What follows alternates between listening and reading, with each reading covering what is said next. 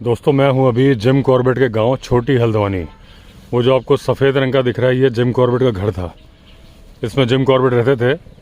Museum बन गया अब। अभी शाम हो गई, ये बंद है। सुबह मैं आपको अंदर ले जाके दिखाऊंगा।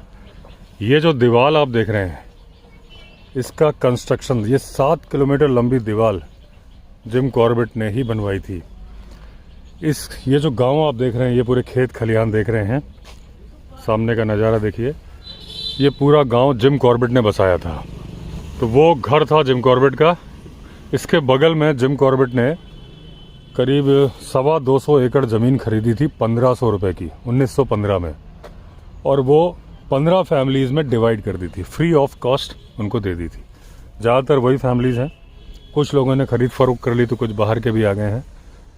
यहाँ पे शेर सिंह नेगी उनके दोस्त थे, उनकी चौपाल भी है, मैं आपको दिखाऊंगा। पहले यहाँ पे एक बंदूक भी होती थी जो जिम कॉर्बेट ने दी थी। गांव में सुअर वगैरह आते हैं हवाई फायर करने के लिए, हाथी वगैरह से बचने के लिए। गांव में थी वो, चलती थी। अभी वो काला डूंगी के थाने में जमा है बंदूक, तो गांव में नहीं मिल पाएगी देखने के लिए। लेकिन मैं आपको एक छोटा सा विलेज टूर कराता हूँ। ये दोस्तों जो चौपाल बनी है इसको शेर सिंह जी की चौपाल बोलते हैं। और जो उनके मित्र थे जिम कॉर्बेट के, शेर सिंह नेगी, उनके नाम पे है शेर सिंह की चौपाल। जिम कॉर्बेट यहाँ आके बैठा करते थे। ये वही गांव है। इसकी हाइट कम है, मुझे झुक के चलना पड़ रहा है। तो आप ये देखिए, ये लकड़ी, ये जो भी है सब उसी टाइम की है।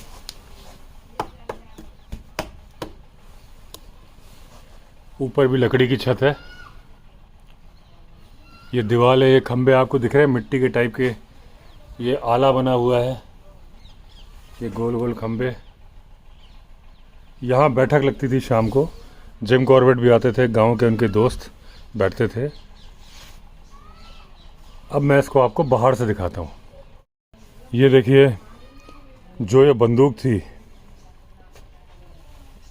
ये जो बंदूक थी, ये लिखा है उन दिनों शस्त्रों पर सख्त पाबंदी थी। 40 ग्रामवासियों के बीच एक नाली भरुआ बंदूक मिली थी। कॉर्बेट ने अपने साथी शेर सिंह को फसलों की सुरक्षा के लिए बंदूक भेंट में दी थी। ये बंदूक आज भी गांव में थी, अभी काला डूंगी थाने में जमा है। कल मैं ट्राई करूंगा अगर देख सकते हैं तो। और ये चौपाल जो थी, ये देखिए बाहर से चौपाल ऐसी दिखती है।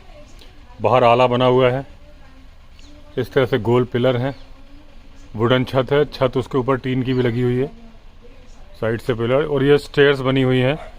और इस चौपाल में कुछ भी आपको रिपेयर करना है, कुछ भी करना है, तो बिना फॉरेस्ट डिपार्टमेंट की परमिशन के नहीं किया जा सकता है। ये देखिए चौपाल का जो प्लेटफॉर्म बना है उसके नीचे जानवरों का भूसा वगैरह रखने के लिए, चारा रखने के लिए जगह बनी हुई है। ऊपर इस तरह से चौपाल है। ये साइड व्यू है चौपाल का। नीचे प्लेटफॉर्म बना दिया, उसमें कमरा बना दिया। एक दरवाज़ा यहाँ खुलता है, एक दरवाज़ा बाहर खुलता है, और ऊपर बैठने की व्यवस्था थी। यहाँ से आसपास खेत का नज़ारा आता था। और शाम को गांव वालों के कारपेट साहब यानी जिम कॉर्बेट यहाँ बैठा करते थे। ये वो रास्ते हैं दोस्तों जिस पर जिम कॉर्बेट साहब चला करते थे। उनकी बहन मैगी चलती थी। उस टाइम का बसा हुआ गांव है जो 40 परिवारों को, दोस्तों दो मत हैं। एक तो ये कि जिम कॉर्बेट साहब ने 1500 रुपये में 222 एकड़ ज़मीन खरीदी थी और 40 परिवार लाके फ्री ऑफ कॉस्ट उनको ज़मीन दी थी, और ये गांव बसा दिया छोटी हल्द्वानी। लेकिन अभी गांव में मैं आया तो मुझे मालूम चला कि 1500 रुपये में उन्होंने केवल वो घर खरीदा था जो जिसमें आज कॉर्बेट म्यूज़ियम बना है, और वो जाते जाते बेच गए थे। और बाकी ये ज़मीन के लिए बता रहे थे कि ये ज़मीन वैसे ही बंजर थी, उन्होंने लाके 40 परिवार बसा दिए थे कि एक मॉडल गांव यहाँ पे बनाओ। तो तब का ही बना हुआ गांव है, 40 परिवार थे। बाद में जैसे मैंने बताया कि कुछ परिवार बाहर से आ गए, खरीद फरोख्त जो होती है, कुछ लोगों ने अपने प्लॉट या घर खेत बेच दिए, लेकिन ज़्यादातर परिवार वही हैं। कुछ घर अभी भी वही हैं, वैसे के वैसे बने हुए। चौपाल मैंने आपको दिखाई। ये जो आप देख रहे हैं, शाम सूरज डूब रहा है और ये जो खेत दिख रहे हैं, इसके लिए जिम कॉर्बेट की जो बहन थी मैगी, उन्होंने कहा था कि डूबता हुआ सूरज, मक्के के खेत, पीछे नीले नीले पहाड़, इतनी सुंदर शाम छोटी हल्द्वानी के अलावा और कहीं नहीं हो सकती। दोस्तों ये जो घर है ये भी जिम कॉर्बेट के टाइम का ही है। यहाँ जिम कॉर्बेट आके बैठते थे, लोगों की समस्याएं सुनते थे। ये चबूतरा भी उसी टाइम का है। ये देखिए जिस तरह से इसकी प्लिंथ है बिल्कुल सेम डिज़ाइन का ये चबूतरा है। आगे देखिए उन्होंने नया घर बना दिया, लेकिन ये घर एज इट इज़ वैसा ही रखा गया है, उसका कलर भी वैसा ही रखा गया है। ये छोटी सी किचन वाली झोपड़ी है, ये तो खैर बात की है। पीछे देखिए खेत दिख रहा है। इस घर के उस तरफ भी नया घर बन गया, ये घर अनटच्ड है और दूर दूर तक खेत। जो खेत जिम कॉर्बेट ने ही बसाए थे, वो इस गांव को मॉडल गांव बनाना चाहते थे। तरह तरह के बीज भी ला के देते थे गाँव वालों को कि ये वाला बीज डालो, इससे ऐसी फसल होगी, इससे ऐसी फसल होगी।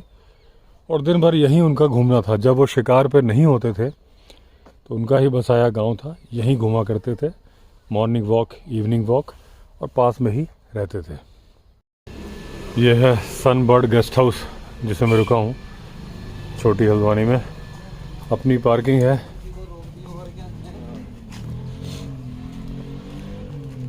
ये देखिए पार्किंग है।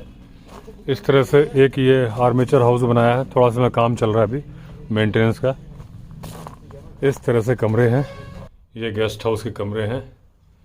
एक डबल बेड पड़ा हुआ है, साइड में इतनी चलने की जगह है, 2 चेयर। ज़रूरत पड़ने में चेयर बाहर करो तो एक एक्स्ट्रा बेड डल सकता है। इस तरह से वॉशरूम है, अटैच वॉशरूम है। 2 विंडो है रूम में, एक इस साइड है, ये फ्रंट में डोर, एक विंडो इस साइड है। ये इन्होंने डाइनिंग एरिया बनाया हुआ है, वुडन फर्नीचर डाला हुआ है। एक ये गोल घर सा बनाया हुआ है।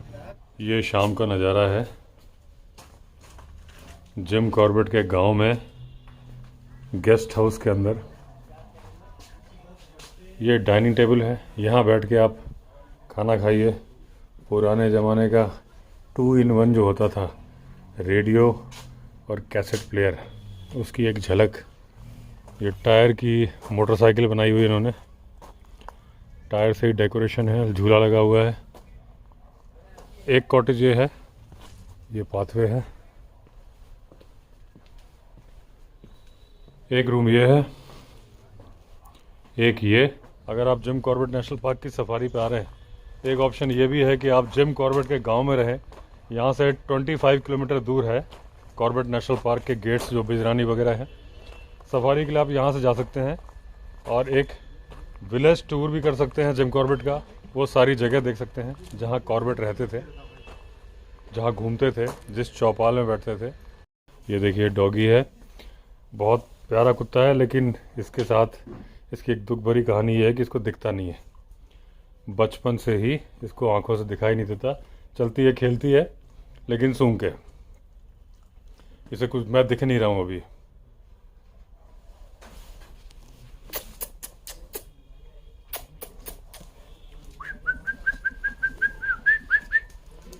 ये देखिए आराम से उतर रही है क्योंकि इसको दिख नहीं रहा है।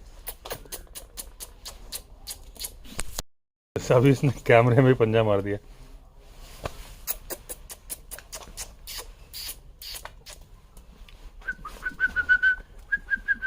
जूता नहीं काटना।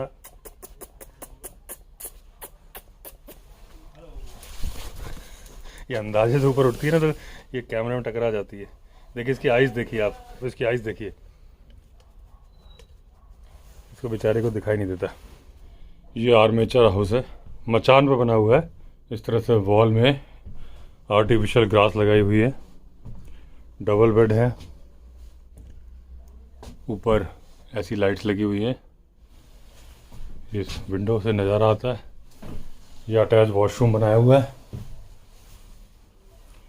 गीजर लगा है, छोटा सा वॉशरूम बना है, छोटा सा वॉश बेसिन है। बेड के पीछे भी ये लाइट्स लगी हुई हैं।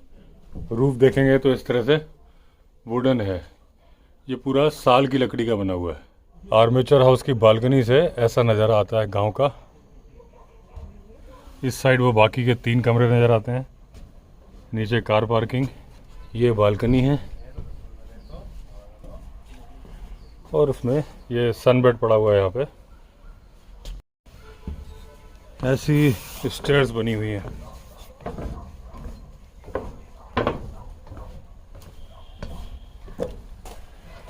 नीचे से ऐसा है आर्मेचर हाउस, इतनी हाइट पे बना हुआ है।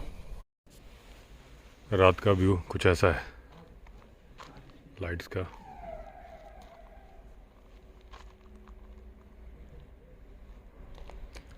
ये कॉटेज है, इस तरह से प्लांट्स में लाइट्स लगी हुई हैं।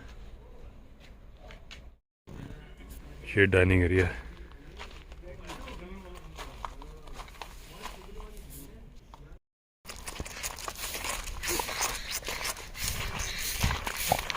खेलने के मूड में।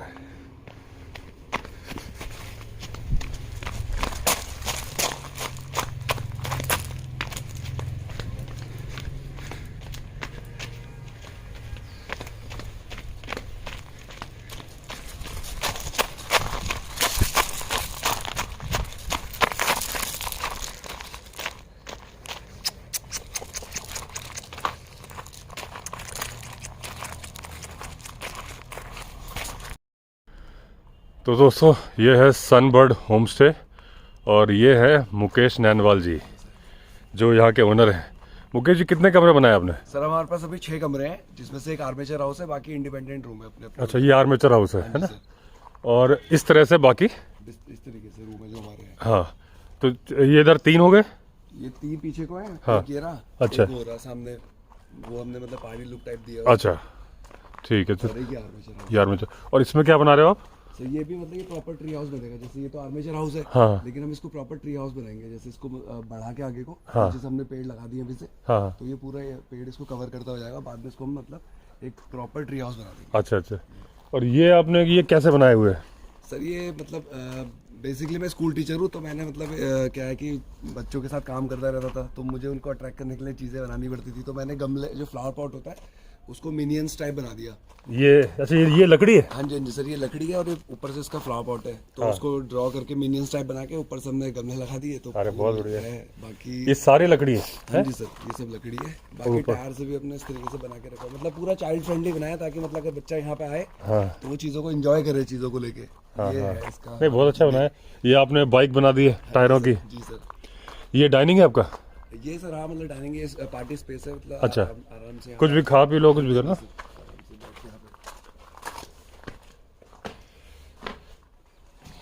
तो ये 4 हैं, जरूरत पड़ने में मेरे ख्याल से 2 कुर्सी और लग जाए तो 6 लोग इसमें बैठ सकते हैं। तो ये इन्होंने डाइनिंग एरिया बनाया हुआ है। यहाँ आपका किचन होगा, ये भी रूम है? हाँ जी सर, ये भी रूम है। तो ये आपने कब से बनाया हुआ है? सर इसको तो वैसे 10 साल हो चुके बने हुए, लेकिन इस पे फोकस हमारा जो रहा वो लॉकडाउन में रहा। लॉकडाउन में हमारी जॉब मतलब क्विट कर दी थी मैंने अपनी जॉब, उसके बाद इसी पे फोकस कर रहा है चीज़ों को लेके।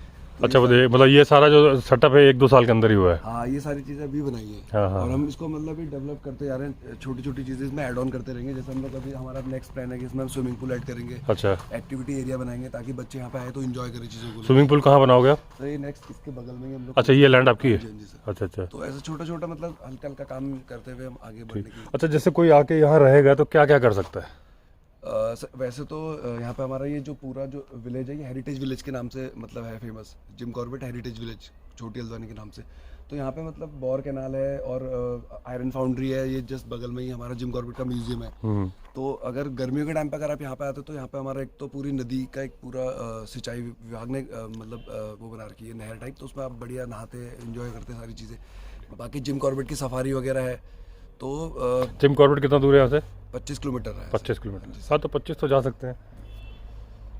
और कोटा बाग कितना दूर है यहाँ से? कोटा बाग सर यहाँ से 14 किलोमीटर। 14 किलोमीटर। तो वहाँ भी काफ़ी साइटिंग वगैरह तो होती है। ये जो रोड आगे जाके राइट मुड़ जाती है ना, जो वो पुल के पास से? और वहाँ पे अपना पैराग्लाइडिंग वगैरह होती है। अच्छा।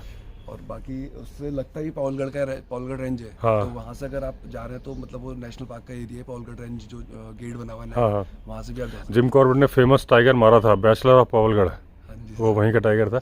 अच्छा, ये बताइए, ये पावलगढ़ में अपनी गाड़ी अलाउड है? पॉलगढ़ के अंदर आप नहीं जा सकते अपनी गाड़ी लेके, वहाँ तक तो जा ही सकते हैं। जा सकते हैं।